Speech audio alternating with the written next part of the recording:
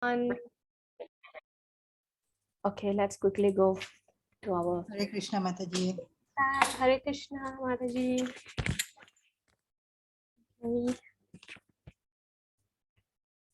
Jai Jagannath Baladev Subhadra.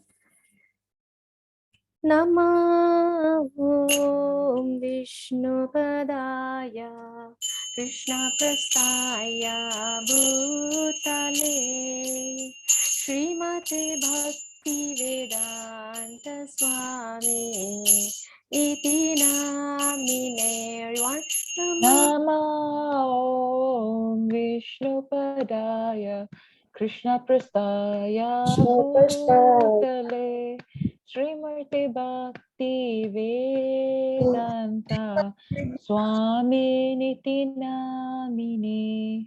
Namaste Saraswati Devi Gauravani Pracharine Nirvisesha Sunyavadi Paschatyadeeshatarine. Namaste Saraswati Devi Gauravadi Pracharine Nirvishesha Shishyadeeshatarine.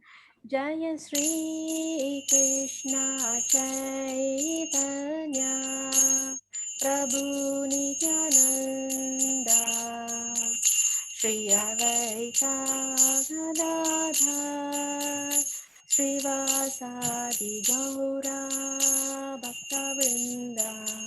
Jaya Shri Krishna Chaitanya Prabhu Nityananda Shri Advaita Gadadhara Srivasadi Gaura Bhaktavrinda. Anybody want to lead Maha Mantra? Hare Krishna. Anyone? Hare Krishna, Hare Krishna, Krishna Krishna, Hare Hare, Hare Rama, Hare Rama, Rama Rama, Hare Hare. Hare Krishna, Hare Krishna, Krishna Krishna, Hare Hare, Hare Rama, Hare Rama, Rama Rama, Hare Hare. Continue, Mataji. Anyone? Hare Krishna, Hare Krishna, Krishna Krishna, Hare Hare, Hare Rama, Hare Rama, Rama Rama, Hare Hare. Hare Krishna, Hare Krishna, Krishna Krishna, Hare Hare, Hare Rama, Hare Rama, Rama Rama, Hare Hare. One more time. One last one. Hare Krishna, Hare Krishna, Krishna Krishna, Hare Hare, Hare Rama, Hare Rama, Rama Rama, Hare Hare. Everyone, Hare Krishna, Hare Krishna, Hare Krishna, Krishna Krishna, Hare Hare, Hare Hare Rama, Hare Rama, Rama Rama, Hare Hare. Very well. Thank you, everyone. Okay, praise to the spiritual teachers. Om Jnanatimirandhasya Jnananjana Salakaya Chaksurunmilitam Yena Tasmai Shri Gurave Namaha. Namo Om Vishnupadaya Krishna Prastaya Bhutale Srimate Bhaktivedanta Swamin iti namine. Namaste Saraswate Deve Gauravani Pracharine Nirvisesha Sunyavadi Paschatya Deshatarine. Jaya Sri Krishna Chaitanya Prabhu Nityananda Shri Advaita Gadadara Srivasadi Gaura Bhakta Vrinda. Everyone, Hare Krishna, Hare Krishna, Krishna, Krishna, Krishna Krishna, Krishna, Hare Hare Hare, Hare, Hare Rama, Rama, Hare Rama, Rama Rama, Hare Hare Hare. Jai. Srila Prabhupada ki Jai. Jai. Okay, let's move on to our energizer question. Speak your mind. So before that, welcome again, everyone. We are 10 of us here. So I would like to have some interaction, active interactions, because this is a very familiar topic. We have covered this in level 1, and for level 2 students also, you have covered this in detail. So I'm expecting more of a sharing, okay, opinions, understandings. Okay, so some places that I will have to just browse through. Okay, so I wouldn't spend so much of time explaining. Okay, you're expert already. Okay, what would you tell someone who is about to die? Let's have like 3 people to share. Have you experienced such a situation, or what would you say to what you tell someone who is about to die? Okay. All right, who wants to volunteer? Kala Mataji. Yes, Mataji. Mataji, I think maybe we can chant Hare Krishna Maha Mantra. Okay, very nice. Kala Mataji. Who else? Pushpa Mataji. Well, I think when a person is nearing to his death, what he should do is just remember God, chant the mantra, and if you have been chanting it all the time in your, when you were healthy and this, then I think automatically the mantra will be running in your mind. That's what I feel. Even now also when you're chanting it all the time, sometimes unconsciously you can feel it chanting in you, So I think that's the best thing to do, because tell them, you don't worry, Krishna is there. You just have to remember him, all will be well. Very good. Very nice, Mataji. So this is an advice that you will give in your current version of Pushpa, right? Yeah. Or you always have been having this, you would give this advice even before you started this, embarked on this journey, Mataji? Yeah, okay. Let me share something with you. Yes. My mom was very sick last time. She was a very staunch devotee. She used to pray a lot, read lots of, really religious books. So when she was having this, she was serious and she was in a deathbed. I used to go there and tell her, "Don't worry, you are going to God. Just go in peace. Be at peace. We will all let you go." Because sometimes when we are holding back, the person can't, move forward. So, Mom, you go. We are happy for you. You just go. Be at peace instead of suffering. Because she suffered a lot. I see. So I don't know whether I did the right thing or wrong thing, but that's the way I was telling her. Don't worry. We are all well. You go in peace and be happy. God is there with you. You actually said that to your mom, Mataji? Yeah. And I told her that in the ear. Ah, okay. Very nice, Mataji. Sure, she was conscious, huh? Yeah, she could hear. Then she would shake her head like that. She used to be very worried about my son. When is my son was not married. She used to, I tell her, don't worry, he will get married soon. She used to nod her head. She used to nod her head and say, yeah. So I know she was blessing us. Okay, yeah, that's nice. I don't know whether I did the right thing or wrong thing, but I couldn't see her suffering. Yeah, you're right, Mataji, because a lot of people, they are not able to leave the body because they have some sort of very strong attachments. Very attached, like you said, your mother was very concerned about your sons not getting married. Yes. So this is Yeah. one of the things that will be present at the during the final moments. Oh, if I Yeah. gone, who will take care of these things? Who will take care of my wealth? Who will take care of my children? Who will take care of my pets? So these are the things that run in their mind. So because they Yeah. still have that Because attachment. we actually don't know what they are thinking in their mind, Correct. who they are Yes. thinking of. So I actually told all my siblings and my Mm. relatives who are very close and dear to her, even overseas, I made a call and let her hear their voice. I called her guru in India and asked him to, say some good words to her so that she can go in peace. So I Mm. did what I could do. Yes, that's right, Mataji. You did the right thing. Yes. Thank So you. now that you have in this line, so in this journey, so you will know better what to say to that person, right? Like when the words fail, then you will speak on the Maha Mantra, right? Okay, so can we hear from another person? Thank you, Pushpa Mataji. Anybody else? If you have experienced Hare it, Krishna, yes, sorry Mataji, I'm a bit late. no problem. So I'm going to give you a name. I'm going to name you Saras K. Okay, so because we have I think I'm K Saras. Oh, Saras K. Okay. Change okay. Call me K Saras. Oh, okay. Yeah, okay, now my Mataji sudah tukar. Okay, Saras K Mataji. Okay. But I don't know what is the topic. I just entered.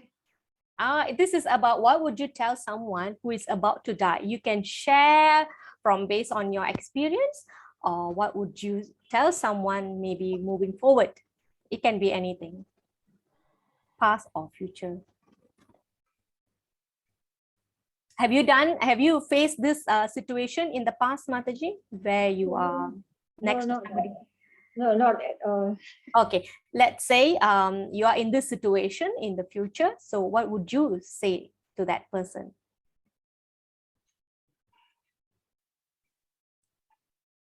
How to console him. How the person is going to leave the body?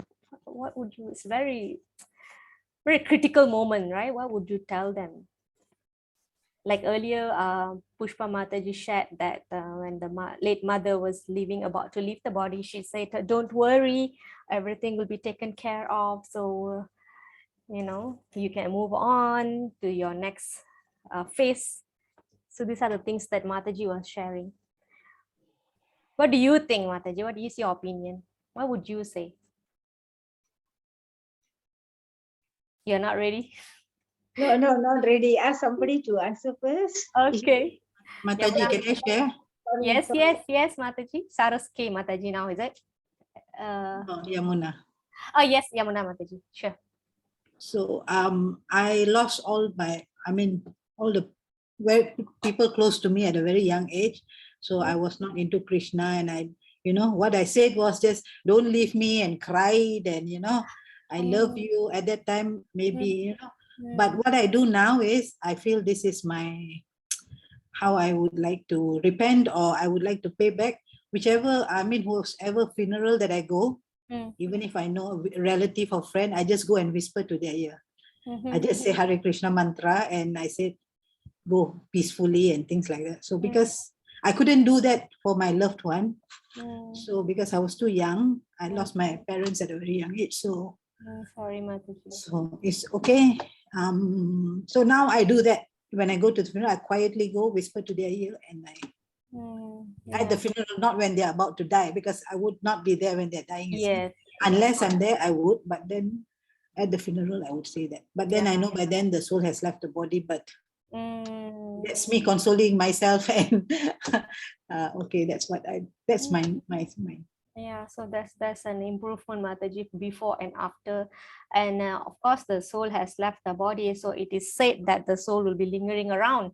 So it will be pacifying for that soul or any other soul that are lingering around that area at that point of time. Well, sometimes when somebody is very sick, this is my personal opinion, we wouldn't know whether they're going to make it or they are not going to make it. So in either way, I will still chant the Maha Mantra into their ears. Okay, so and I feel I'm very lucky to have known that about this information, this knowledge, because when words fail and we don't know whether our knowledge is befitting to speak something into their ears, we don't know what we are doing. And like I always say, this is the safest prayers because it has been mentioned in the scriptures. Great personalities have spoken it. And in real life, we have seen how the great devotees pass on with the company of a Maha Mantra around them, reading Bhagavatam. So it gives some kind of conviction to us that this is the best prayer that we can tell to them. Okay, those who are not in Krishna consciousness, what do? This is usually after they pass on, right? They will sing Devaram and all. But for in devotees community, Vaishnava community, when the person is about to die, then itself we are gathering around them. We sing Maha Mantra, so we feel that room, that ambience with this kind of auspicious vibrations. Okay, so it will be very pacifying to the distressed soul. You know, that soul is very distressed. It's going to come out from the body. So, okay, so that's a big topic. All right, so basically, death is a topic where we always feel the perplexity is always there because we don't know what happened after that. All right, so now we have some knowledge. When we compared to our situation where we didn't have this knowledge, we don't know what happens to the person when they die. Okay, a lot of people say a lot of things. Okay, so if you are not backed by scriptures, then it's very difficult for us to have conviction or be convinced about that information. Okay, yeah, so we are always confused and fear things that we don't understand because we don't know what we don't know. You know, like that, about the unknown, we don't know what is unknown. Okay, so this week we will discuss what happens after death. All right. So the topic is reincarnation. So before that, okay, the aim for today's class is to make us understand the concept of reincarnation and the reason for reincarnation. Okay, and the solution is we want to find out what is the solution of how not to take the birth again. Okay, so before that, as usual, we have to recap. So week 7 was glories of the holy name. Do you all remember anything from last week? What did we start with? We started with some symptoms about people in some yuga. What was that? Anybody can tell me? So I think we had this class like 2 weeks ago. Last week was Janmashtami. The previous week was Balaram Purnima. So we had before that like 3 weeks ago. Who remembers? So please speak. Everybody is also tired. I'm also tired after work, all full time back to office. Age of destruction, is it, Mataji? Yes. What is that, Mataji? Kali Yuga. Kali Yuga. So what did we discuss from about Kali Yuga? Religion, truthfulness, and cleanliness. Okay, so that is the pillar that have been destroyed. Right. So what is symptom of people in Kali Yuga?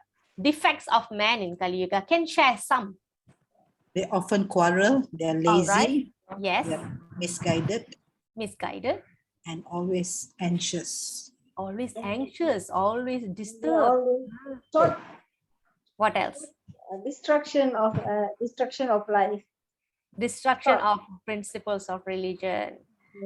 Okay, lagi. Any other symptoms of people in Kali Yuga?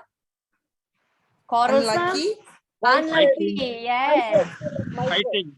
Fighting, quarrelsome, always fighting. Welcome, Param Prabhu. That is you, Vikna. Yeah. Okay. What else? Did we miss anything? Yes, the meat eating, wiser. Okay. Yes, quarrelsome. They're always misguided. Misguided. Yes. Okay. So we mentioned that. Okay. So and then we went to first we tried to understand the symptoms of people in Kali Yuga because we want to know what is the situation that we are dealing with.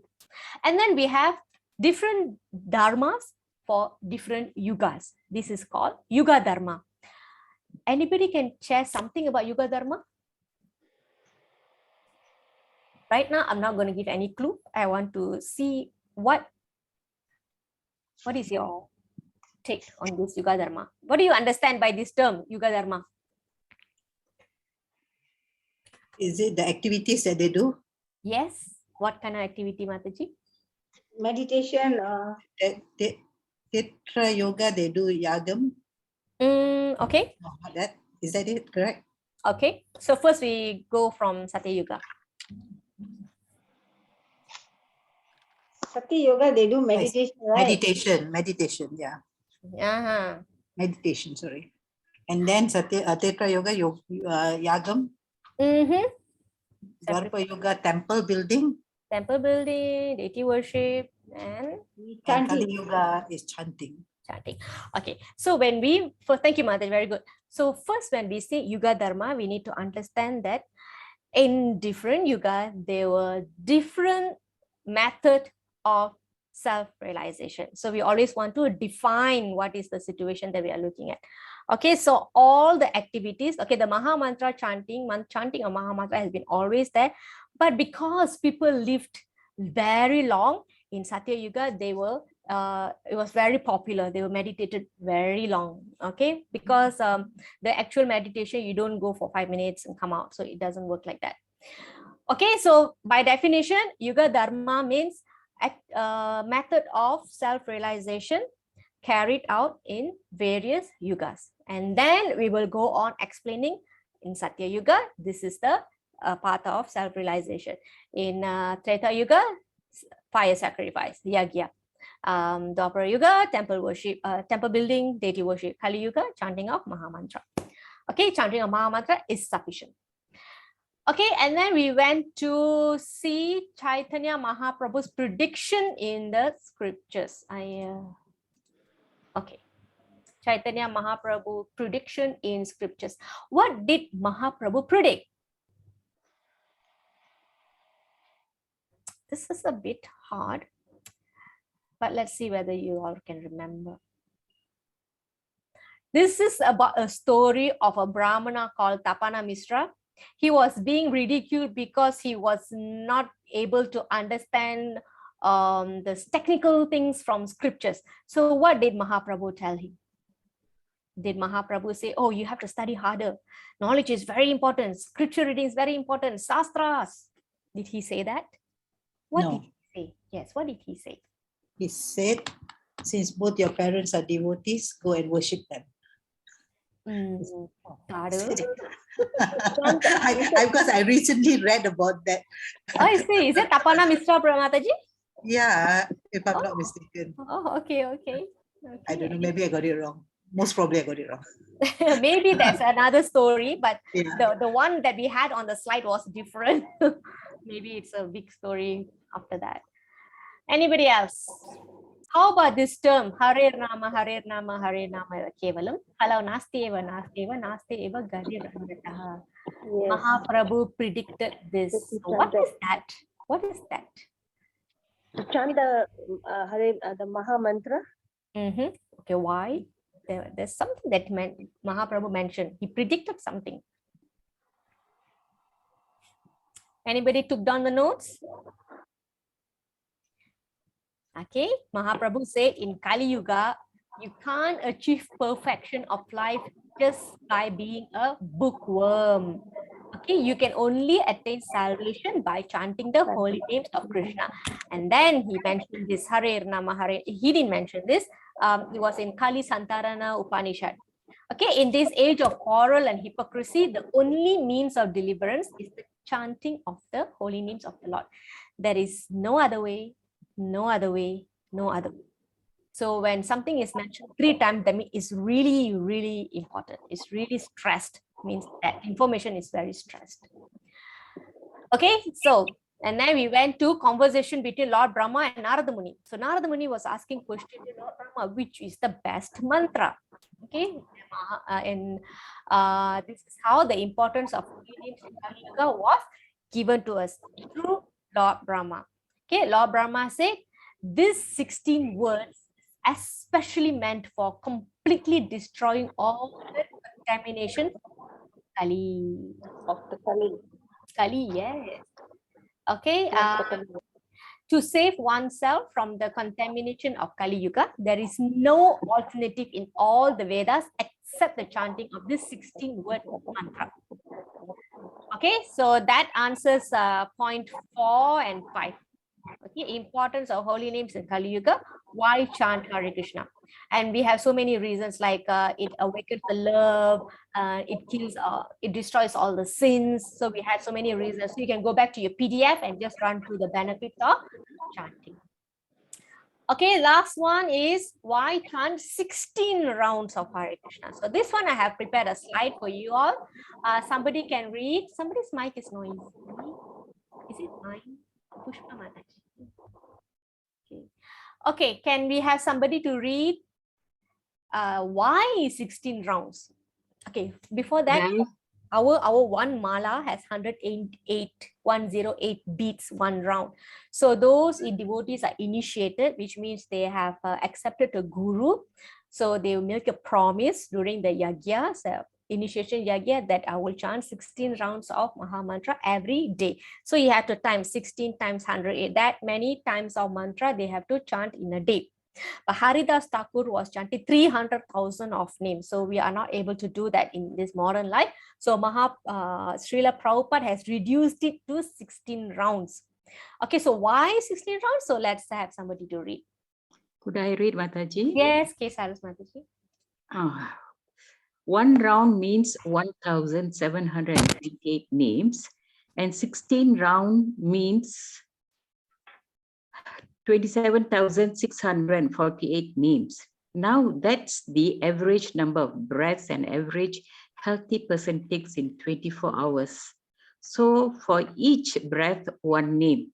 That way, a life is devoted to Krishna, and that way one can be blessed. If one needs more blessings, then can chant more than the holy names.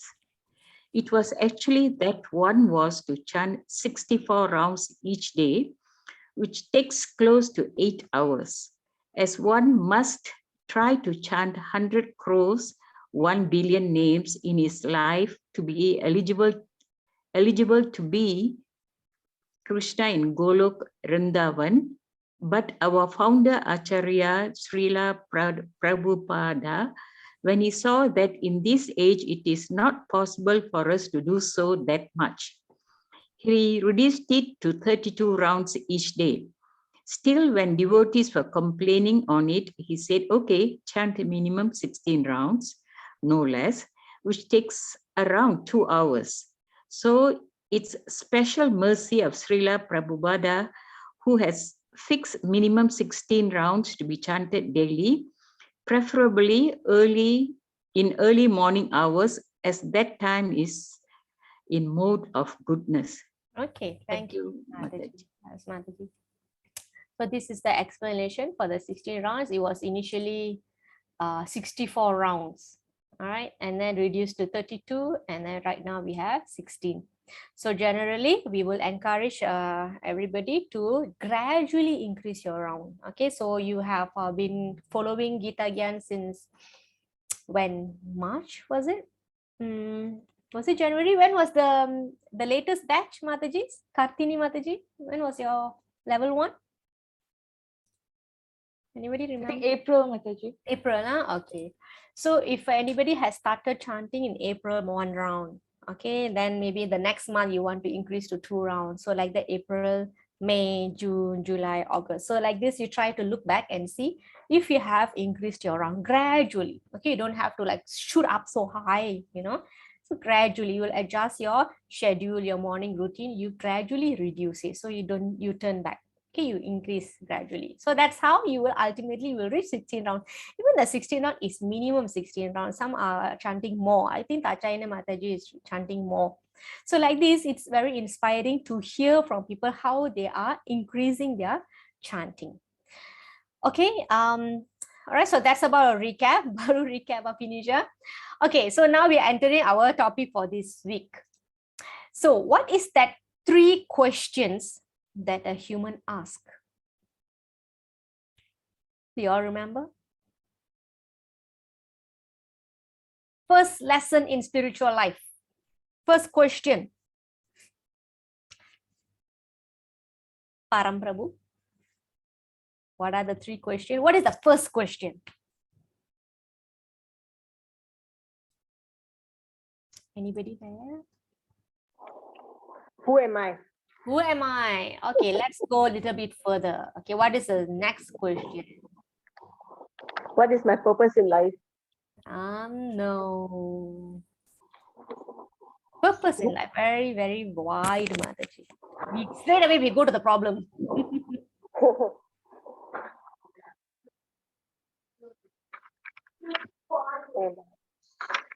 Kaya Mataji, second question.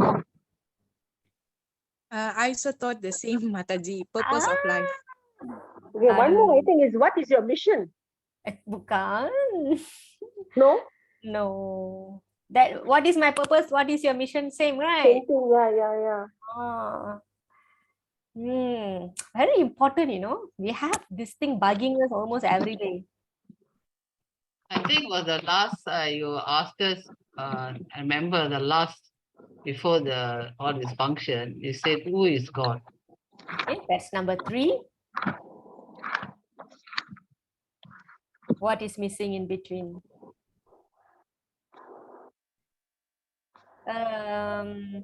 Roja Mataji. Senior student. Sudah habis level 2. Oh, I'm coming after the senior student. Roja Mataji. Yeah, Mataji. What's the second question? Where's God? Who am I? After that? Why am I here? Coming very close already. Why am I? Why am I born? No. Mana buku nota? Param Prabhu, please save us. What is this COVID doing to us? Is it suffering, Mataji? Why am I Yes, suffering? Kartini, yes. Who said that? Kartini Mataji. Why am I suffering? And then another Mataji also. Yeah, never forget what we are going through in this material world. Okay, the moment we ask question, who am I? Why am I suffering? Then you already put a step to understand this world. Other than that, okay, I wake up, go to work, come back in the jam, sleep. I go to work, come back, sleep. So if you keep doing this, you will never know. Ultimately, you want to know why you are here. And then more pressing than why am I here is why am I suffering? Okay, if you are happy, then probably you wouldn't ask the question, why am I here? You ask, why am I here? Because there's suffering. Why am I going through this? Why am I even here? Who am I? So that's how the question comes. Okay, so please remember these 3 questions. This is why you are sitting in the Gita Gyan. Remember the first topic that we did in level 3, the difference between human and animal. Humans ask questions, and what kind of questions they ask? These are the questions that we ask. That's why we are here. Okay. All right. So that is the first lesson in spiritual life. Who am I? I am not the body, but a spirit soul. So there is a video here. Let's watch that.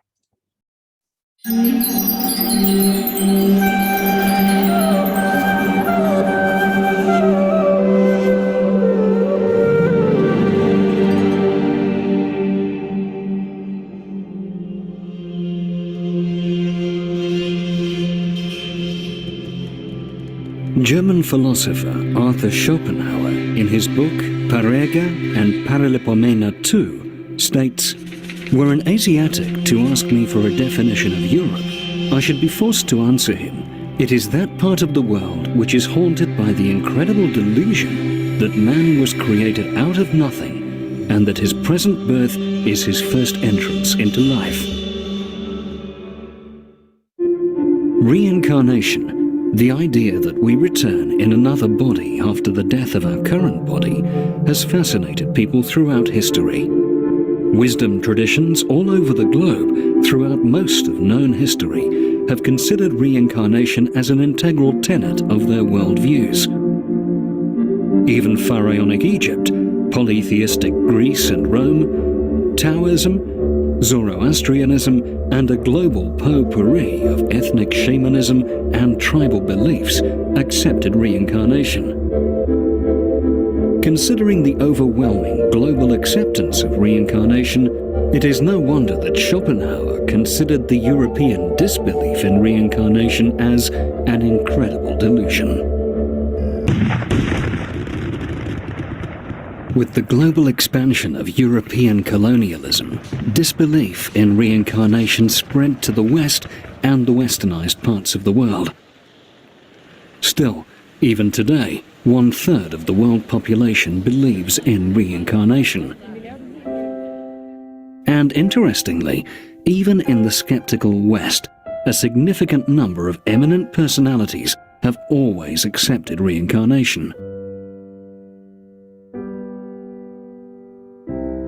To name a renowned few would be Italian philosopher Giordano Bruno, Greek mathematician Pythagoras, Greek philosopher Plato, French philosopher François Voltaire, US statesman, philosopher and inventor Benjamin Franklin, German poet and dramatist Johann Wolfgang von Goethe, English poet William Wordsworth, American philosopher and writer Ralph Waldo Emerson, German composer Richard Wagner, American social critic, writer and philosopher Henry David Thoreau, Russian novelist and social critic Leo Tolstoy, American writer Mark Twain, English playwright George Bernard Shaw, American automobile pioneer Henry Ford, English writers Rudyard Kipling and W. Somerset Maugham, Swiss psychiatrist and psychologist Carl Jung, and American novelist and short story writer Isaac Bashevis Singer. In addition to these eminent Western thinkers who accepted reincarnation, today even the general populace is increasingly accepting it. According to a survey conducted by the Pew Research Forum in 2009, nearly 24% of Americans believe in reincarnation. Similar statistics have been found for European countries. Thus, times seem to be changing since Schopenhauer's wry observation.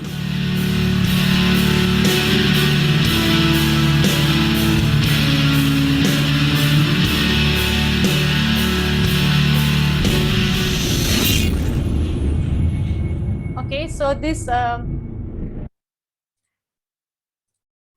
the video just now, it was to show that the great personalities, the great the intellects, the professors, the psychiatrists, great scientists, all of them have accepted the existence of reincarnation.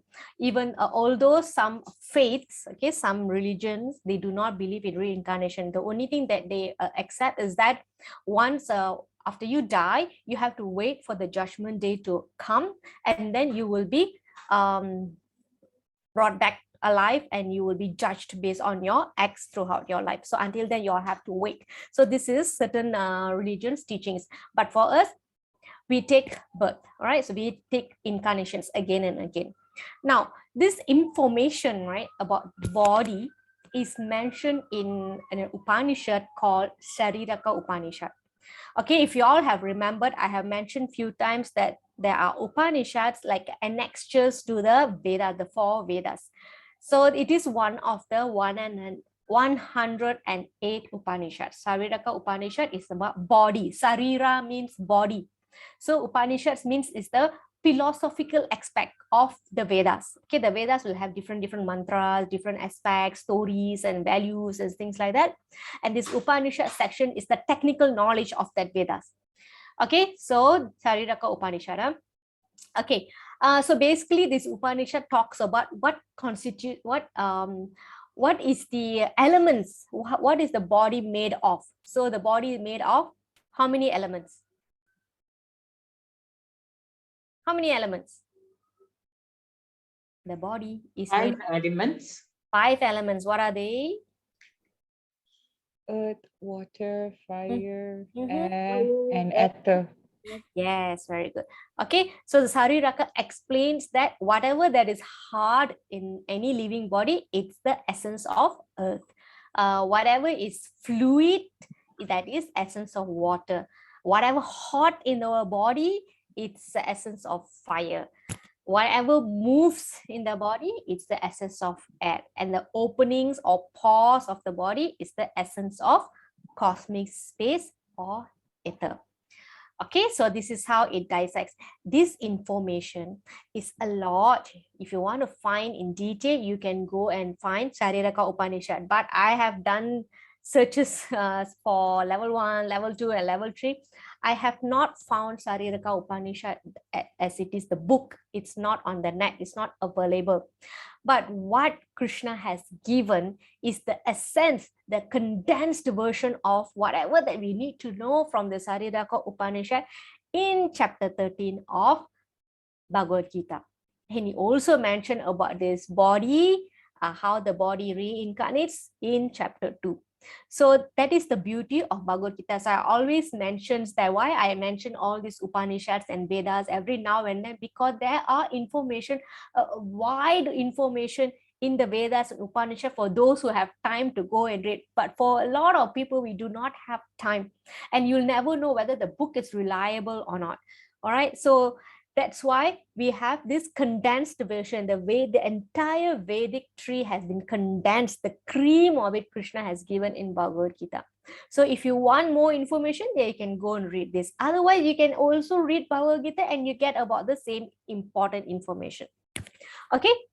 So that is why chapter 13 gets very technical, because it talks about all these elements and influences to the body. Okay, so how do we know where is this Upanishad? You can see here, there's Rig Veda here, Sama Veda, Yajur Veda, Adhara Veda. And some Veda, all the Vedas have different number of Upanishads. Rig Veda has 10, Sama Veda has 16, Yajur Veda has the most, 50. Adhara Veda 32. If you total up all these, you get 108. And Shariraka Upanishad is somewhere here. Here is in Yajur Veda. Okay, even the Yajur Veda got 2 branches. Okay, so you have the 2 Upanishads for these 2 branches. So this is how I've, even though I have explained few times where this Upanishad will fall under the Vedas, because generally people will only know about the 4 Vedas, Puranas and things like that. But Upanishads, because it's important to pull information from Upanishads because they're part of the Vedic tree. So this is where the Upanishads fall, and Shariraka Upanishad is here. So what does Shariraka Upanishad says? So Shariraka Upanishad is it focuses on relationship between human body and soul, where and how one relates to the other. So point 2. Point 3, what the third knowledge that the Shariraka Upanishad gives us is what happens to the body, to everyone at birth and after death. So this information you can find in Shariraka Upanishad. Otherwise, we can read from Bhagavad Gita. Okay, so there's some questions of this body, soul, the theories. They are mentioned in the earlier Upanishads. Okay, earlier Upanishad, but the information in Shariraka Upanishad dedicated for this discussion about body and soul, birth, death. Okay, so that's where the information is coming from. So this is just a general information which is not actually inside your module for level 3. So I'm just giving you an additional information. Okay. Next question. So just now I mentioned Shariraka Upanishad talks about death, right? So does everyone's soul go back to God when they die? Does it? Param Prabhu, does it? Does everyone's soul go back to God when they die? You know, when we say somebody died, right? Okay, he has returned to God. We always say that, right? Is that true? Is that true? Kaya Mataji? Hare Krishna Mataji. I think no, because not all souls go to God. Some with attachment in this world still hangs around here. That's why we are learning to detach and reach God in order to reach God when we pass on. Okay, so this information, Mataji, is it based on after you gain this knowledge, or you have always thought about, about it this way? In layman term, I will say that's why we see ghosts. We have All Souls Day in Chinese and so on. That's why it didn't go to God. But after going through the classes, I got the answer precisely why this is happening. Wow, that's nice, Mataji. Yeah, very good, very good. Thank you for sharing that. So you had doubts already that it's not possible for all the souls are going back where they came from, because you still have subtle bodies roaming around. Is that right? Yes, yes. Okay, right. Did you try to find out why is that, Mataji, before you came here? I'm just asking what experience. In Tamil they say நிறைய ஆசைகள் இருக்கும், அதனால தான் கடவுள் அடையலைன்னு சொல்லுவாங்க. So I knew in layman term, but precisely after going through this class I got the answer actually, thanks to you. Oh, okay. Thank you, Mataji. Yeah, I this is a very good perspective. So thank you for giving me a point. Next time I will use that for class.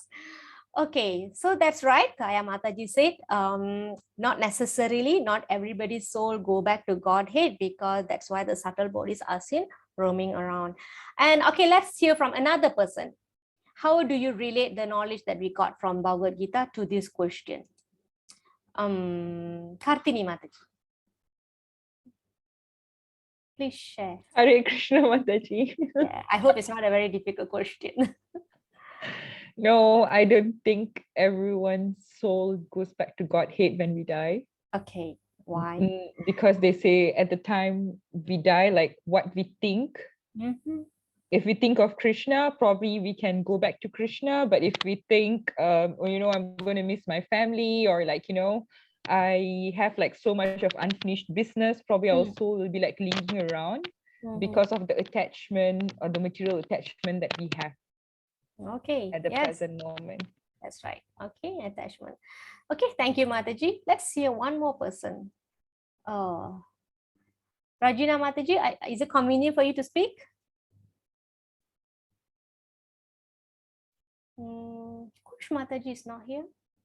Pushpa Mataji is... Sorry, Mataji, I'm driving. Okay, no problem, Mataji. Saras K. Mataji, what do you think? For this, you can use the knowledge that we have learned in Bhagavad Gita. Let's see whether you can apply that. Saras K. Mataji, have you spoken already? Yes, Mataji. I think they are so much attached to the family life, and they like so many things in this world that they cannot leave whatever they like. They are loved ones. That's why they don't go back to Godhead. Okay, so attachment. Okay, so this is the third person talking about attachment. That's why we are not able to go back. So thank you, Mataji. Next, I'm still not getting that answer. Tachaini Mataji. I think it all depends on your karma. No. Yeah, it all depends on your karma, what you have done. And then when you die, whether you are going back to God or whether you're not going to God, it all depends on your karma. Some people go back if they are practicing religion and doing good things and all that. Of course, Krishna will come and fetch them. But some people don't go, like people who die, they hang themselves, or they commit suicide. They cannot go back because they still have to finish their time here. And then some, the minute they are dying, they are thinking of other things than of God. So they have to come back. The soul is going to come back again to be reborn. Yes. So these are the few things like which I know. But if you are every day praying and thinking and of going back, so even the minute you are dying and that time also you think of God and say, please take me back, then of course Krishna is going to come and take you back. But at the last minute when you're going off, you're thinking, oh, I don't know who's going to take care of my house, who's going to, and then you're not going to go back because you still have love for the material things. So how you're going to go back? Yes. So you have to leave all attachment, like what all the other Mataji says.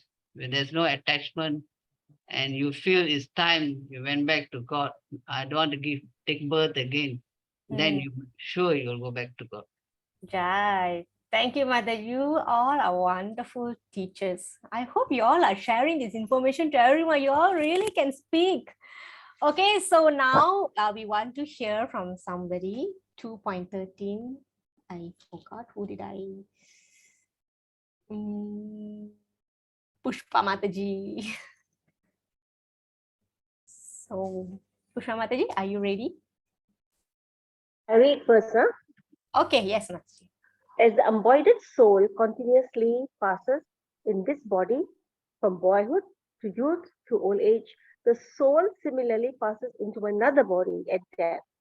A sober person is not bewildered by such a change. So that means like practically that, we will be keeping on taking birth as long as we are purified. The cycle goes on and on and on, And once our soul is purified, then only we will be, we'll be born again, right? We'll not take birth. Only the Atma remains the same. The body changes. According to our karmas, we are reborn again, and then it changes again. So until we are not purified, there is no way that, we will not take rebirth again. So we have to keep on transmigrating from one body into another body. I don't know. That's what I gauge from this. Yes, Mataji, correct. On point. Everything is on point. Thank you so much, Mataji. Yes, so Mataji has covered all the important points that the body keeps changing, okay, and the soul remains the same. Okay, so until we are purified, we are going to take the a body again and again, take a birth again and again. Okay, so there are two important points here in this sloka. One is the soul, the body is changing in the same body from baby to boyhood to youthhood to old age. The body has changed. The body that I had when it's like 30 years ago, it was different. 20 years ago, it was different. 10 years ago, it was different. So like that, the body has been changing in this life, but the soul has always remained the same. And then when the body dies, the soul pass on to another body. So there's two ways the soul is passing in this body, and then it pass on to another body. So there's two things happening here. Okay. And the point is understanding and realizing this change. Okay. A sober person is not bewildered. Okay, so he's not going to be very worried that oh, my soul is going to another body. My soul is leaving this body. I'm going to die. Okay, when a person understands that the soul does not die, the soul is like a driver. Okay, this kereta sudah tak boleh pakai already. I have to get another car. So basically, you are just changing your car. You are changing your machine. So when you get a new machine, you're happy, right? Faster car, more powerful car, higher CC. Okay, so like this, you're getting another body, a new body. So that you can see from that angle that I'm going to get a new body. So why should I be worried? Okay. So it shows that having this knowledge, it will you will be a person who is not bewildered by such a change. You will not be worried about it.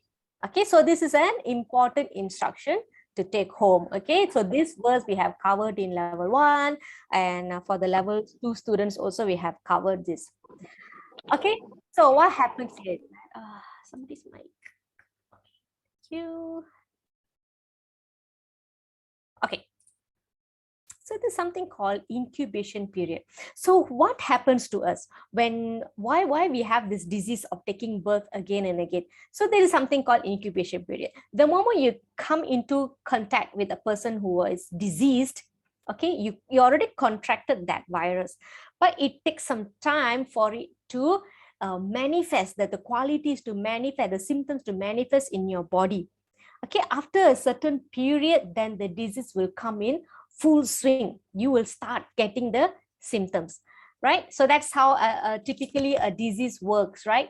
Okay, so similarly during this life, we associate with the various modes of material nature. So you have to see these modes of material nature as the virus, okay, as this elements that can bring disease to our body. So you get attached to that, the thing get attached to us. Okay, and this is the association that's going to decide what kind of body that we are going to get in the next life. Okay, just like how you associate with certain types of friends. Okay, and then you're going to imbibe the qualities that they have. So like this, you're going to imbibe the modes of nature, and it's going to influence your mind, your mental.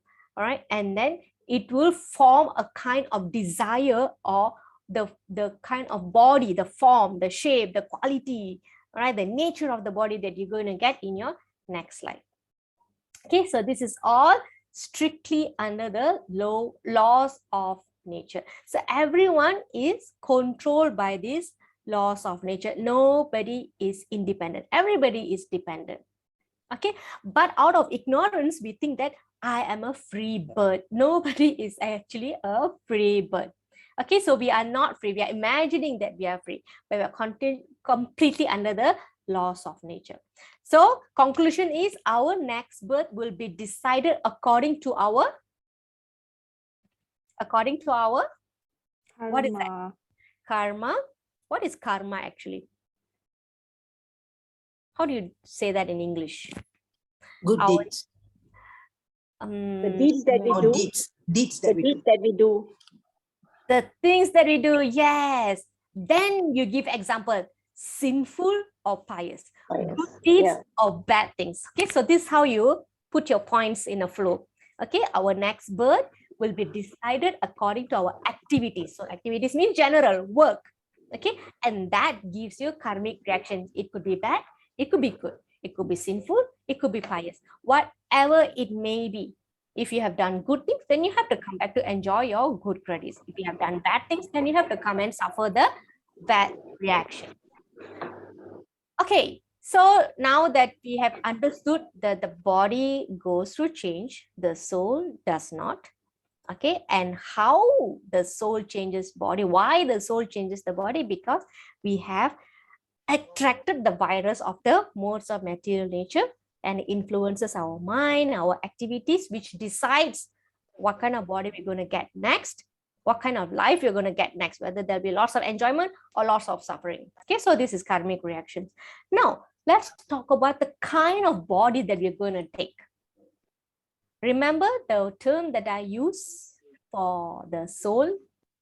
How many dresses the soul can change? Param Prabhu, do you remember? You were saying something just now? We call... No. Yes, I was talking. Okay. So how many dresses our soul is changing? The soul has choice of how many thousands of dresses. Oh, actually it's million. 8,400,000. Yes. So these are the kind of bodies that we can choose from. Okay.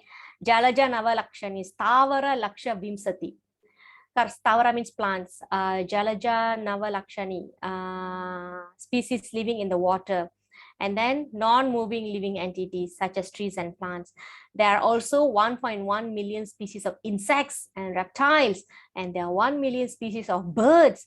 As far as quadrupeds are concerned, there are 3 million varieties, and there are, I think quadrupeds are amphibians, I'm not very sure. And there are 400,000 human species. Do you all remember this? Is anybody seeing this verse for the first time? Please let me know. If not, I'm going to just skip that. I think we have done this in our level 1, level 2. So always remember, this is the number of dresses the soul can choose from. Okay, depending on how we behave, what is our mentality like, what our activities like, we are able to choose from this wardrobe. Okay, 400 human species. Don't think that human species, that's only one, like this, just 400, 2 hands, 2 legs, 2 eyes. It could be many other species. Who can give me examples of other human species other than that what we are? The reason level 1 students, I think you all remember, because somebody asked what are these 400,000 human species actually about. Then I gave you all some information. Do you all remember? Give me an example of other human species.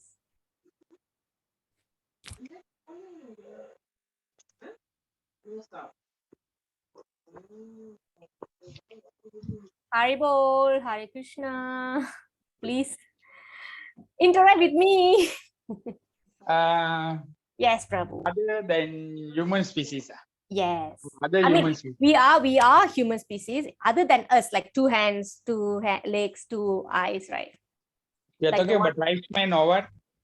Probably they exist in different universe, Mataji. Okay. Yes. Different world. Different world. Yes. What else? Some more. Give me more interesting ones. You're talking about aliens. Yeah, that could be one. Who watch all these Marvel stories? So, you know, there's so many planets. Yeah, Yeah, it's true. It's true. What they are showing in the movie could be Multiverse. true. Multiverse, yeah. What else? You know, the Devas, they are one species. Yeah. Aliens could be one species. You know, like the Apsaras, Gandharvas. yes, that's right. And yeah, basically we categorize the others as aliens. So you have those people like the movie Avatars, and then there's one Prabhu also said the species that we see in the Star Treks. Yeah, those kind of. Yeah, that's true. All right, it could be that. There could be many species. Okay, that is bodily form, different bodily form. So you have one eye, then that means that's one species already. Other than physical identification, that's another aspect that you can actually categorize them as different species. Any idea? It's actually consciousness as well. Different consciousness. Some people have animalistic consciousness. Some people will have godly consciousness. So these are all different species of life, different species of human. Okay, so you'll remember this, yeah? So you'll have extra information today, and you can tell that it's not necessarily that when we die, we're going to take human birth. No, we can get animal birth, and we can also become a human, but as a different kind of human. Okay, so we don't know whether we will be blue color or red color. Okay, so we don't know. All right, okay, this is another interesting thing. What were we possibly before we got human body? So if you're a person who has been very sattvic, very nice, gentle, so probably in the previous birth, I mean, I'm not saying that you must have been a cow before. You could have been a human being before. You could have been a deva before. All right. So based on the actions and activities, we have taken this birth. So this is generally in, I am not able to get the name of the Sastra. So generally it is mentioned that in Vedic Sastra, birth of human being are from three sources. Okay, cow, lion, monkey. Okay, those who are coming in the Sattva Guna or mode of goodness, their last birth could have been a cow. Okay, those who are very aggressive, violent. Okay, so these people is in the Rajoguna, passion mode. So their last birth could have been lion. And those who have been ignorant mode, okay, Tamo Guna, their last birth was monkey. Okay, so I think after this you'll be analyzing what I've been, what I am, what I could have been. But remember that three colors, right? The blue, red, and yellow. Nobody can display that blue color all the time. Nobody can display yellow color all the time. No, you will have the mixture of those three colors at different phase of life, different time of the day. So morning you could have been more goodness, you've been praying and everything. When afternoon comes, you'll be like passionately working. And then when the night comes, you'll be like, okay, I'm just going to chill and watch TV. So that is mode of ignorance. So we always have this combination of these three modes all the time. But you will definitely be able to tell generally, predominantly what mode you have in ourselves. So this is about understanding us and understanding others as well. Okay, so you don't hate the sinner, you hate the sin. So it could be because of their past life, they have been some kind of other living species, and that nature has been carried on to this life. So this verse, we will have somebody to explain. Kartini Mataji. Hare Krishna Hare Mataji. Krishna Mataji. Mataji. I wrote down. Okay. So what I understood is, like us as living entity, we are called Ishvara, where we are given the independence to choose our body, as in like to elevate, which is like a higher grade body, or descend to get a lower class body. And what our body goes through also depends on our consciousness that we create during the time of our death. And also it's also established by the karmic reactions that we have done as well. Basically consciousness and also the karmic reaction that we have. For example, if at the time of death we think of a dog, but then you have done really good karma, probably in next birth you'll be a high-end dog, Pomerian or something. Wow. But high-end dog with like their own living place and stuff in a Beverly Hills. But then at the same time, Mon Chiara. Mon Chiara, yes. You at the same time, if you do like, if you had done like negative deeds, like which is like negative karmic reaction, you'll probably end up as a street dog with rabies, with food. And if your consciousness is fixated on probably Krishna, and then you'll have Krishna consciousness, and then you'll be transferred to, obviously depends on your karma as well. Are you chanting, like what kind, are you following the Gita scripture? So in that case, probably you'll go to like Krishna Loka, like Goloka, Vrindavan, you know, or that Loka. Or if you have really good qualities as a person, you'll probably take the form of demigod. And your body will, I mean, our body, our soul is indestructible. So our body will transmigrate from one to another. And we are struggling while we are transmigrating because it's called karsati, or the struggle of existence. Wonderful, Mataji. Is that it? Is that all? Yes, Mataji, I have more, but I feel like this is like the main thing that I have touched actually. Okay. Just excuse me for a while.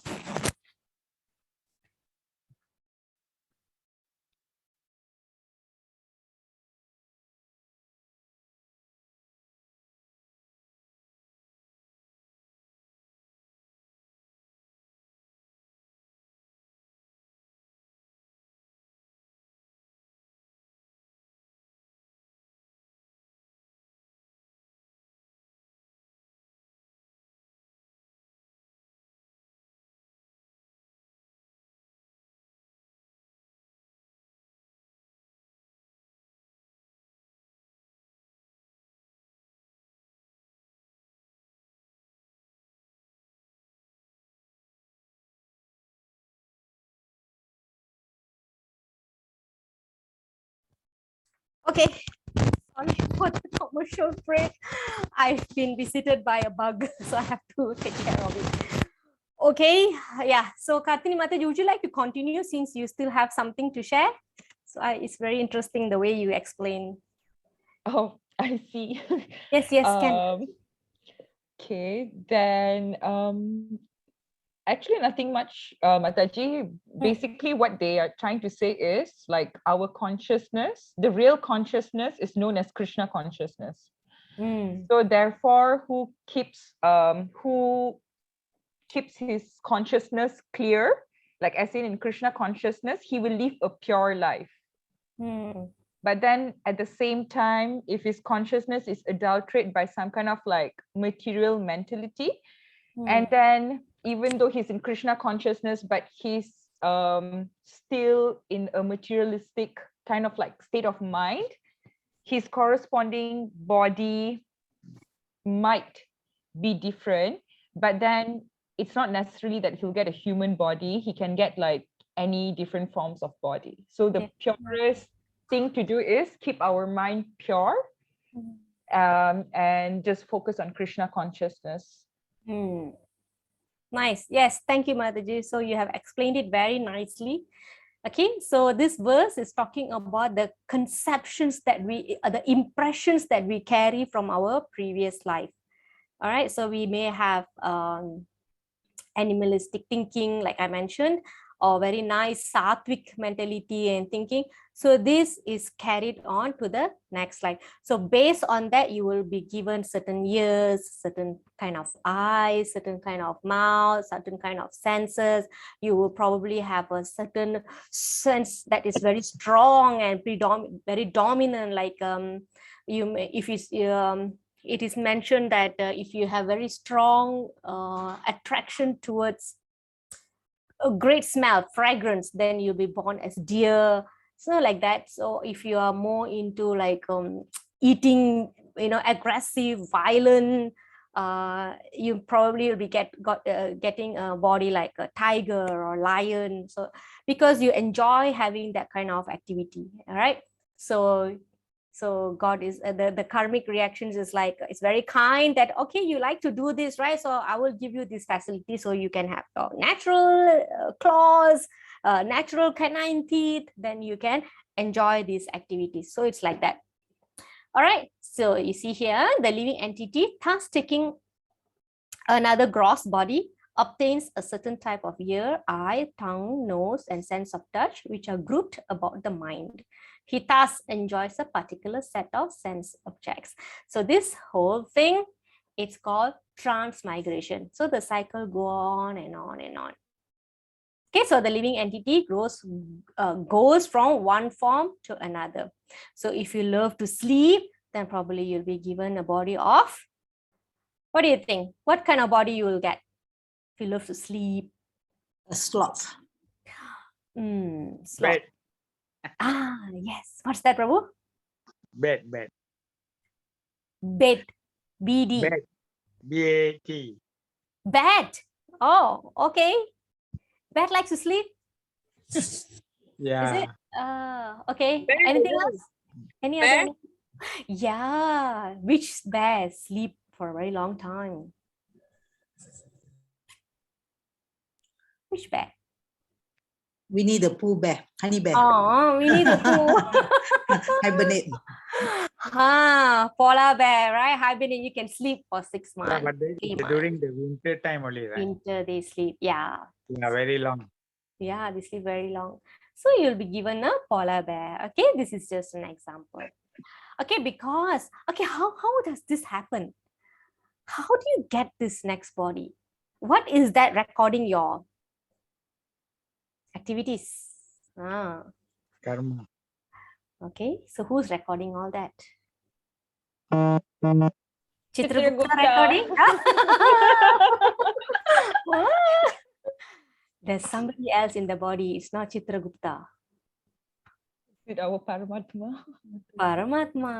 Paramatma knows what are our desires, and he gives sanctions us as a body based on our desires. When you're in the body, you're bound by that body. Okay, right? So that's how the record is being kept. Is this why they say be careful what you wish for? Yeah. Alright, that's right. Be careful what you're praying for. So I have been backfired with my prayers. Okay, this is what I want, and Krishna gives, oh my God, not exactly what I want. Krishna just give me what I need, that's done. So I have stopped asking for a long time already. I don't want to ask anything anymore. Just Krishna, please, whatever it is, please make sure that I'm engaged in your service. So with that faith, that's a very nice faith that you can have, that Krishna, as long that I'm in your seva, you can give me and take whatever you want, because that will be ideal. That will be an ideal life. All right. So sometimes we think that we think like Hiranyakashipu, okay, I want this, I don't want that. I want this, I don't want that. I want this, I don't want that. But when you get exactly what you want, then life is just not turn out to be the way that you want to be. Oh, life has a different surprise for you. Okay, so Krishna will take care of all the surprises if we just surrender to him and just chant Maha Mantra. So whatever it is your life is, what kind of job you're getting, what kind of whether how much money you're getting, where are you going, whatever things that's happening in your life, as long you tell Krishna, please, whatever it is, engage me in your service, then everything will fall in place, because that That is the core. If the core is taken care, then everything around it will work towards that. It will work in a way that the core is taken care of. So we want to pray for that core. So always pray for that core. Okay, that is the safest prayer. Okay, so we continue. In other words, if the living entity adulterates his consciousness with the qualities of cats and dogs, in his next life, he gets a cat or dog body and enjoys. Okay, so this is the continuation for this. I already explained that. Okay, so this is something that we already covered in level 1 and level 2. What is this about? I have not selected anyone to present this, but now I would like to ask. What is this about? Let's, who have not spoken, you can speak now. I think everybody has spoken. Guna Mataji, you have sore throat, right? Is that Guna Mataji?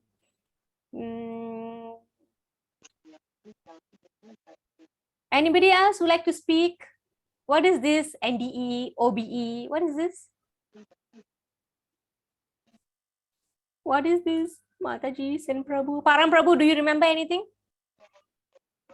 NDE.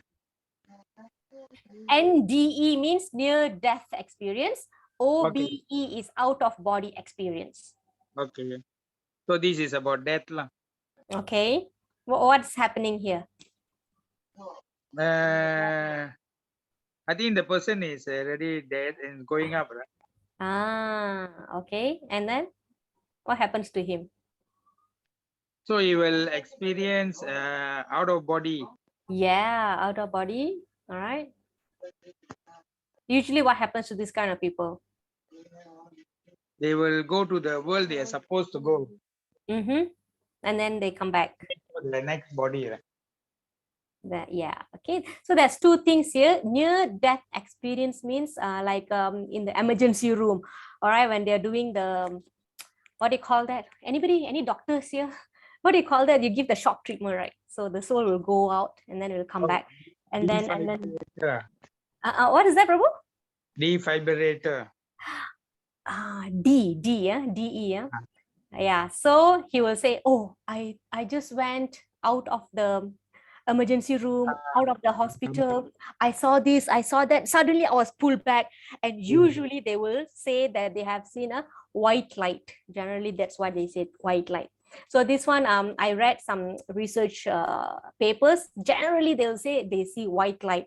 Okay, some people only will see the around. They see the doctors, nurse, all working. And what about this one? Out of body experience. Okay, out of body experience also similar, but this is not happening in the emergency room. It may happen in your room, in your own house. You will be sleeping and you will be able to see yourself. And this one Prabhu actually shared. He actually came out and he wanted to go and switch on the light. And when he turned back, he saw him still sleeping on the bed. All right, so I don't know after that what happens. Okay. So this is near-death experience, out-of-body experience. And then, did you, there's one movie on Netflix. Okay, I am talking a lot about movie, but why I'm saying this is because it's easy to relate when you have this visualization, you actually imagine. So this movie is a flatliner. Did you all watch this flatliner? These doctors, they actually, so this one doctor, she's very fascinated by this NDE and OBE testimonies by her patients that they see white light, they can see what's happening outside because they are from Catholic religion. So Catholics, they do not believe in reincarnation, and they believe that is there is nothing called, there's no such thing called soul. So she started to develop faith that there is soul, that soul can travel out of the body. All right. And she heard all these testimonies and she realized that when the heart stops, the soul goes out. And then when they use that, say, Prabhu, what was that again? Give the shock treatment, right? So the soul comes back inside. And she wanted to find out what she will see if her soul comes out of the body. Okay, so I don't know whether it's really medically, this is ethical or not, but she and her friends will go down to a place where they will deliberately will stop her heart functioning so that she can go out of the body and see what's around. Okay, of course, there is consequences to that. So why people are doing this? Because people believe in this, that there is soul, there is body, and then the soul can travel out of the body. So this is NDE and OBE. This is to establish that soul is different, body is different. Okay, the body can be destroyed, the soul is not. The soul moves on. All right, and then the next one, this is a story we shared in level 1, whereby the young girl were able to recollect that she has a village. She's got a family there. She's got parents, she's got husband, she's got children. So the current parents will take her to that place to see whether she's telling the truth or not. And to their surprise, there is this village that she mentioned, and she's able to call the husband, the children with their names, and she was also able to go and dig out some savings money that she hidden in their room. So all that she was able to recall. Why? Because the soul, after the earlier body destroyed, went to this body. So, and the memory was there. So this doesn't really happen often to everyone. Okay, only selected people, or it must be, it's very, very exceptional, very rare this thing happen, but it happens. Okay, so these are this NDE, OBE, reincarnations, all this to establish the fact, the truth about that soul is not destructible, the body is. Okay, so that's video here.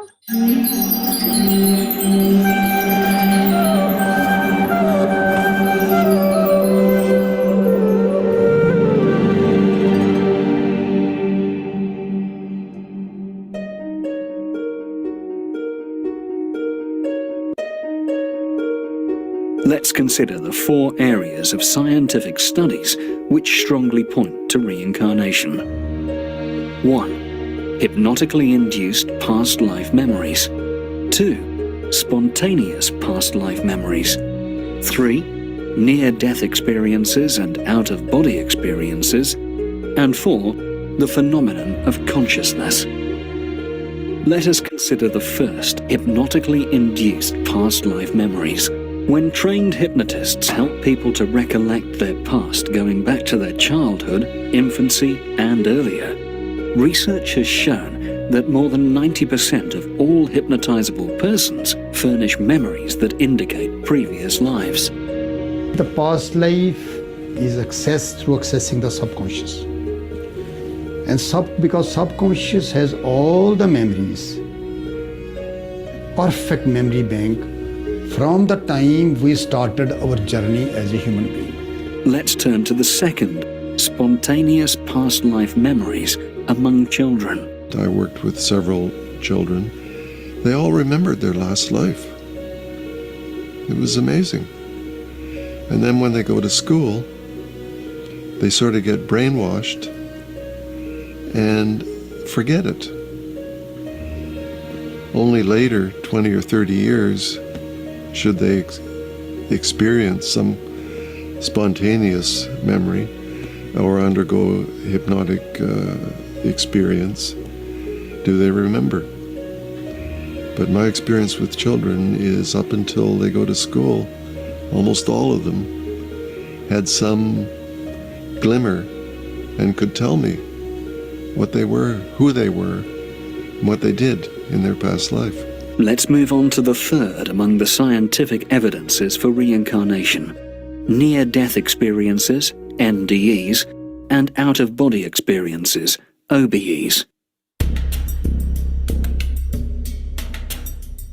Near-death experiences, or NDEs, are experiences of extraordinary visions and perceptions during periods of unconsciousness among people who are medically dead or nearly dead, due to causes like accidents, diseases, surgeries, or attempted suicides. These people returned from the dead or the near dead to tell us their amazing experiences. NDEs and OBEs have been investigated by researchers from across the globe. All of us people investigating near-death experiences see the same pattern of elements. Often one of the first things to happen right after that life-threatening event, often the first element of a near-death experience, is what's called an out-of-body experience. Consciousness separates from the body and goes over the body. From that vantage point, they can see ongoing earthly events, which may include their own frantic resuscitation efforts. After that, they may go into or through a tunnel. Often at the end of the tunnel is a beautiful, mystical, unearthly light. And then once they pass into that area of light, they may be in unearthly landscapes. Often they're described as being beautiful without any comparison on Earth. There may be colors there that are so beautiful that they don't even exist on Earth. They may hear music so lovely that it is beyond anything possible on Earth. In these unearthly realms, they may have what's called a life review, where they see part of their prior life. They may see their deceased loved ones. They may have joyous reunions that people they knew on Earth who died. And then ultimately, at the end of their experience, they often have to make a decision about returning to their earthly life or not. Could the mind which splits apart from the physical brain be, in essence, the soul, which continues to exist after final bodily death, according to some religious doctrines? Let's now discuss the fourth scientific evidence for reincarnation, the phenomenon of consciousness. Many scientists today assume that consciousness is produced by the brain, but this assumption has neither been demonstrated experimentally nor explained theoretically to any reasonable degree of satisfaction. But now there's an increasing number of scientists in various fields who dare openly to challenge this old paradigm, and we're moving toward what some have started to call a post-materialist paradigm. And now meetings are being organized and books are being prepared with regard to this post-materialist paradigm. So I can predict that it's only a matter of decades before we have a new scientific revolution, and this time it will be about mind, consciousness, and spirit. And it will be probably the most important conceptual revolution that we've ever had in the history of humankind. Thus, scientific studies in these four fields offer strong evidence for the existence of a soul different from the body. No wonder that Austrian scientist Rudolf Steiner remarked, "Just as an age was once ready to receive the Copernican theory of the universe, so is our age ready for the idea of reincarnation to be brought into the general consciousness of humanity." For reincarnation to come to the forefront of global human consciousness, humanity needs a systematic understanding of the soul and its reincarnation.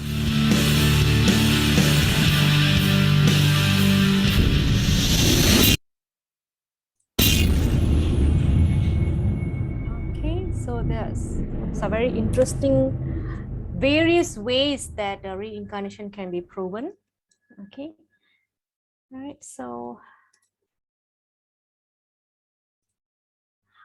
okay, so this is about the differences between a normal person dying and a well-informed, knowledgeable devotee living body. So generally, for a person who is not gotten the knowledge, they will feel very fearful, very stressed when they're about to die. Okay, sometimes they cry out because they are so fearful of the unknown. Remember, they don't know what is beyond, lying beyond. And then if they've been very, very sinful, they are going to say horrible things at the time of death. They're going to say horrible personalities, horrible forms coming and snatching their soul. So all this will happen to people who have been very sinful. Okay, and he's going to get a glimpse already of what kind of body that he's going to get based on the activity. But those who are pious, the devotees, they die without any anxiety. Who is this? Who's this person lying on the bed of arrows? Bhishmacharya. Yeah, Bhishmacharya. Grandfather Bhishma. Okay, he has that Icha Mrityu boon that he can leave the body anytime he wants. So he actually waited for Lord Krishna to come appear before him. Okay, and then so he decided when he wants to die. All right, so he was was not disturbed, right? He never said that, okay, please save me, I don't want to die. He never said that. Okay, he knows he has to go, he has to go. And then he just needs to know that the Krishna is there before he leaves the body. And then we have the real life history of how Srila Prabhupada left the body. Srila Prabhupada was giving Bhagavatam class until the very last moment of his death.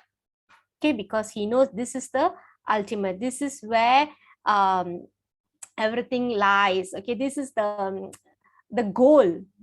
Always think of Krishna, never forget Krishna. Always remember Krishna, never forget Krishna. And he's been thinking about Krishna at the time of death, because that's the only way that you can go back to Godhead.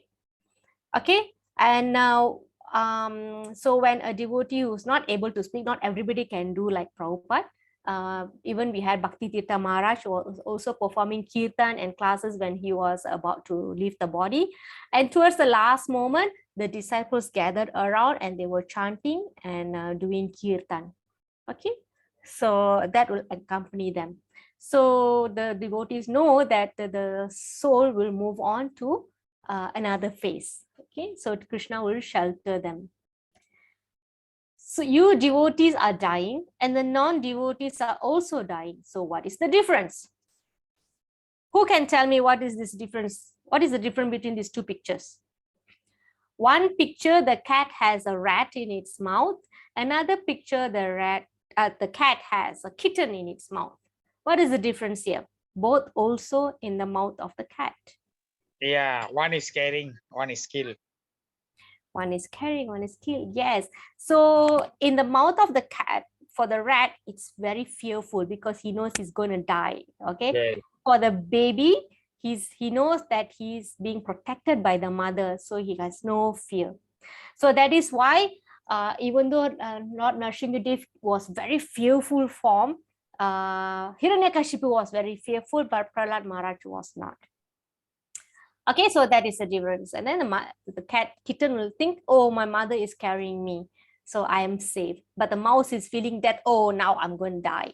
Okay, so that is the difference.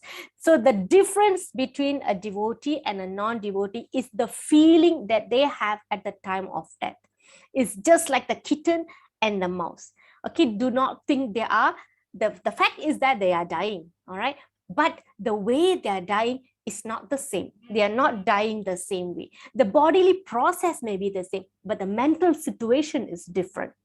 Okay, so this is where we want to make the change. We want to make the difference. We don't want to be fearful when we are dying. We want to be ready. We want to move on to the next phase. Okay, wherever it is, it's based on our activities, but we don't want to be fearful. Okay, so now you see this 2.13, our first verse for today. You see this last line here. Dhiras tatra na muhyati. Remember, a sober person is not bewildered by such a change. So Prabhupada has explained here. Can we have somebody to read? Anyone can read? Okay, Mataji. Now Krishna says, Dhiras tatra na muhyati. The sober man is not perplexed at the time of death. If you prepare yourself for death, why should you be perplexed? For example, if in your childhood and boyhood, you prepare yourself nicely, if you become educated, then you will get a nice job, a nice situation, and be happy. Similarly, if you prepare yourself in this life for going back home, back to Godhead, then where is your perplexity at the time of death? There is no perplexity. You will know, I'm going to Krishna, I'm going back home, back to Godhead. Now I'll not have to change material bodies. I'll have my spiritual body. Now I shall play with Krishna and dance with Krishna, and eat with Krishna. This is Krishna consciousness to prepare yourself for the next life. Yes, thank you, Mataji. So this is about the difference in our mental state when we are dying. Okay, so yes, we want to prepare our mind. We will never know where are we going. Either we're going to take birth again, or we are going back to Goloka or Vaikuntha planet. We don't know. But what we can do is we need to break this incarnation loop. Okay, so is it Yamuna Mataji? Yamuna Mataji? Yeah, hold on. Oops. Okay. Shall I just read the... Yes, can. One who knows the transcendental nature of my appearance and activities does not, upon leaving the body, take this birth again in his material world, but attains my eternal abode, O Arjuna. So the puppet that I got, I don't know whether it's correct. Okay. So transcendental knowledge means relating to spiritual matters. The purpose of this verse is on how we can attain liberation. It says in this explanation that it is not easy even for an impersonalist and yogis to attain liberation after many, many births. Impersonalist meaning, I looked it up and it says that they are also known as Mayavadi, those who see Krishna as an ordinary person, not Bhagavan. So when we listen to this and even when these yogis, even after many, many births, even they risk falling back to material world as they might only have attained the Brahma Yogi, Brahma Jyoti of the Lord, not attain the Bhagavan himself. So Brahma Jyoti, as I looked up, was Maya Sakti, which are the spiritual sparks.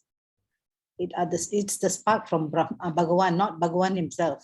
So not attaining to the ultimate Godhead.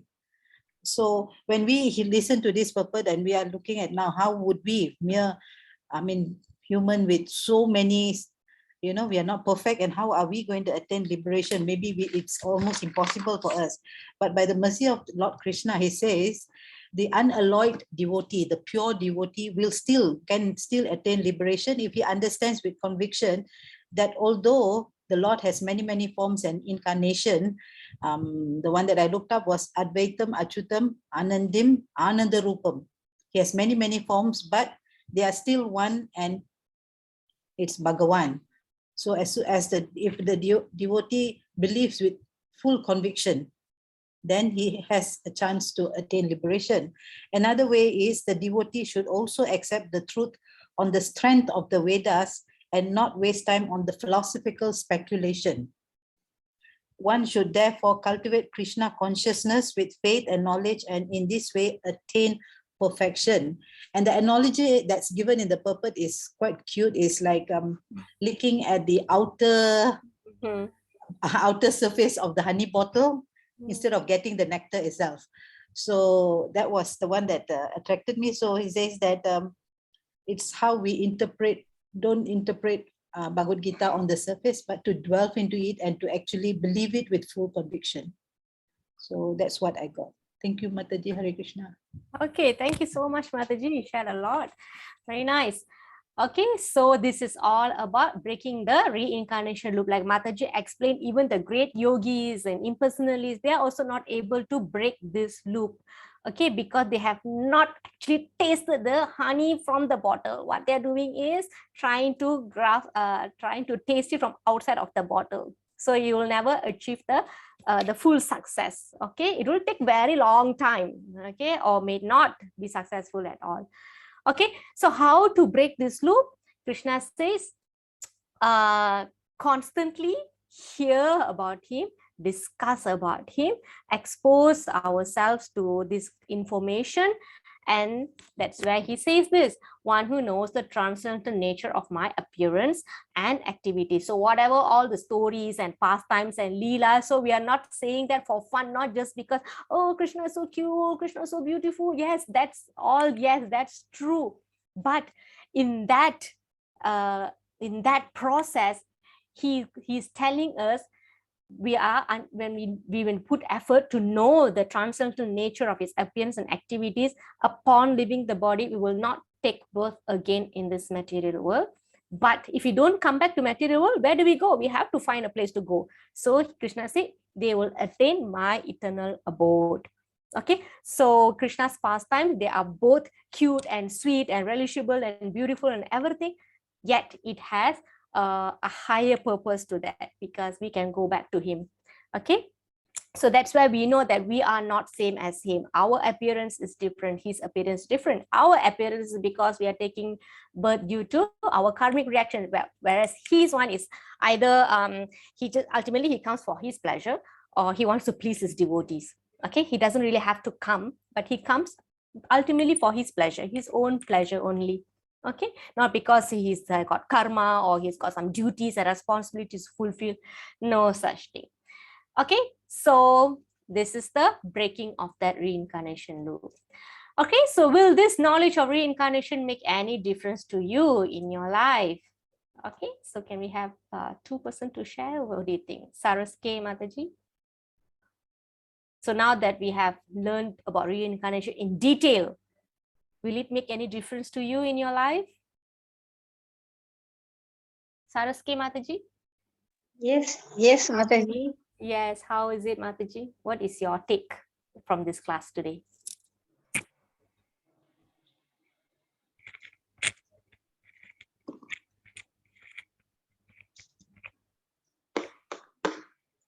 Mataji,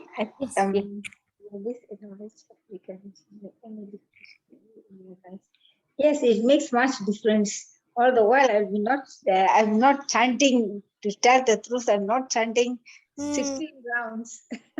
Oh, no pressure, no pressure. I just chant whenever I'm free, I just chant Hare Krishna.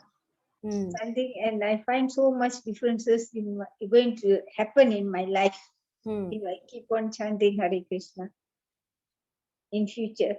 I know where am I. Oh, nice. Thank you, Actually, I really do meditation in the Mataji. That's all. And sometimes I chant Hare Krishna, not 16 rounds. Just whenever I'm free, I just chant and I just don't follow. So thank you very much for letting me. I got a lot of knowledge now. Why I should chant Hare Krishna. Yes, thank you, Mataji. Yeah, so that is the safest prayer. So you don't have to right away try to do 16 rounds. You will gradually increase your round. Maybe for 1 week you do your 1 round. So 1 round will have 108 beats. So you can do that. So you can do your meditation, the usual meditation that you're doing. Or if you're doing any other mantra chanting, you can do that. But you also include this. So when you do your meditation, you can have the beats in your hand and you meditate on that name. You meditate. So let the words vibrate in your body. So that is meditation. Okay, this is called mantra meditation. So that is the best way for Kali Yuga. So you can incorporate Maha Mantra in your meditation in that sense. Okay, all right. So can we hear from one more person? Param Prabhu, what do you think? Will this knowledge of reincarnation make any difference to you in your life?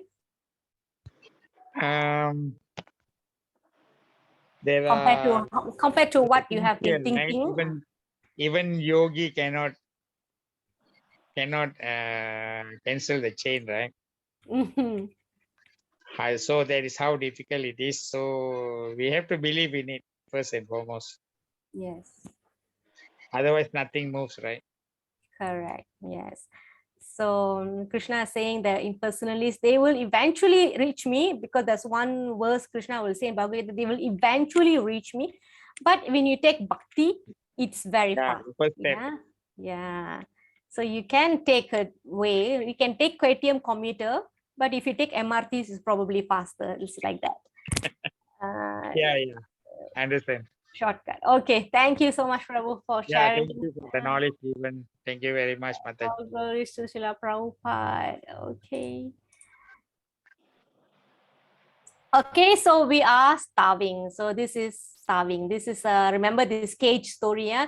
So this person who bought the bird, he'll be cleaning the cage, painting it nicely, but he forget to feed the bird. Eventually the bird die. Why? This is a starvation. Didn't give food, material starvation, didn't give food, the bird died. So we are also suffering from starvation. I don't think we have starving from food. We do not have that famine problem here. But what we have here is that we have spiritual starvation. We are not feeding our soul. We are not nourishing our soul. We are feeding with some other nonsenses. Okay. So we need to have a spiritual rejuvenation. We are suffering from spiritual starvation. Nobody is happy in this material world. Even if you're happy, it's for a while. Okay. All right. So, but permanently we are having spiritual starvation.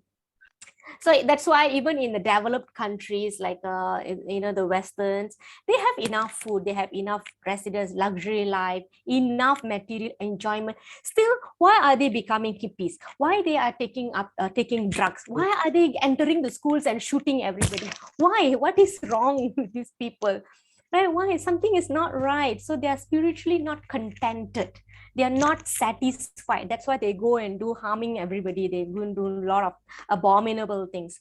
So materially, you can be very opulent, but if you starve spiritually, you cannot be happy. So for that, spiritual rejuvenation is required. How do we do that? Read more and chant more. Okay, I will not go to the subsequent segments. It's just going to be in your PDF.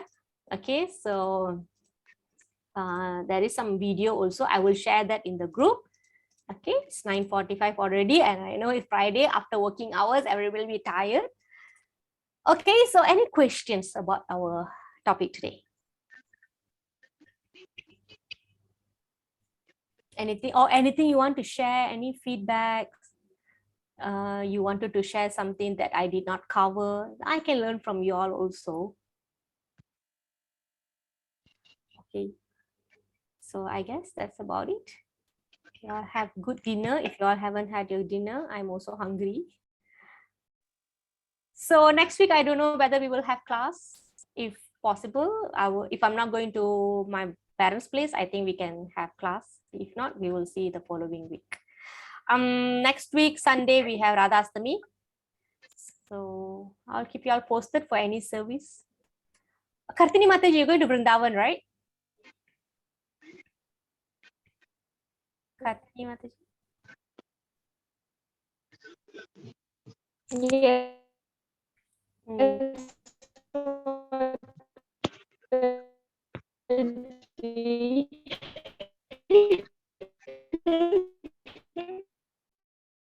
Oh, I think the line is bad.